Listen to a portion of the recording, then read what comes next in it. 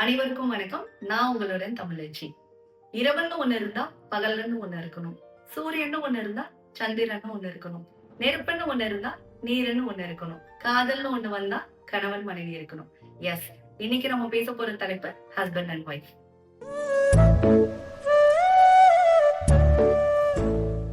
ரொம்ப ஸ்ட்ராங்கான ஒரு ரிலேஷன்ஷிப்னா, அது ஹஸ்பண்ட் அண்ட் ஒய்ஃப் ரிலேஷன்ஷிப் தான்னு நான் சொல்லுவேன்.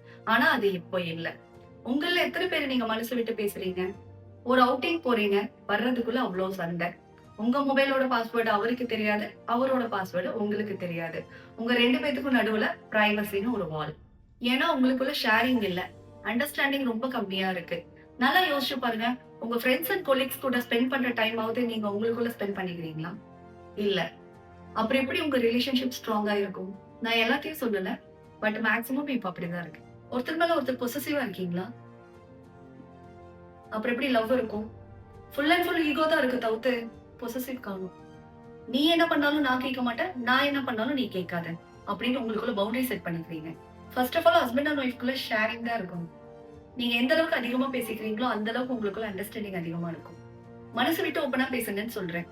நிறைய பேசினாதான் உங்க பாண்ட் ஸ்ட்ராங்கா இருக்கும். உங்க பார்ட்னர் கூட நிறைய டைம் ஸ்பெண்ட் பண்ணுங்க. அப்பதான் உங்களுக்குள்ள கேப் வராம இருக்கும். உங்களுக்குள்ள கேப் இருக்கிற வரைக்கும் உங்க ப்ராப்ளம்ஸ் எல்லாம் பெருசா தான் தெரியும். ஒரு வாட்டி ஈகோ எல்லாம் தூக்கி போட்டு ஃப்ரீயா பேசி பாருங்க. எல்லாமே சால்வ் ஆயிடும். ரிலேஷன்ஷிப் ஒரு கண்ணாடி மாதிரி. ஒரு தடவை உடைஞ்சா மறுபடியும் ஒட்ட வைக்க முடியாதுன்னு. என்ன பொறுத்த வரைக்கும் ரிலேஷன்ஷிப் ஒரு ரப்பர் பேண்ட் மாதிரி. ஆளுக்கு ஒரு பக்கம் இழுக்கும் போது அருந்துக்க தான் செய்யும். சில பேர் ரப்பர் பேண்ட் அருந்துருச்சுன்னா தூக்கி போட்டுருவாங்க. ஆனா சில பேர் முடிச்சு போட்டு மறுபடியும் யூஸ் பண்ணுவாங்க. உங்க கையில தான் இருக்கு. தூக்கி போட போறீங்களா இல்ல முடிச்சு போட போறீங்களா?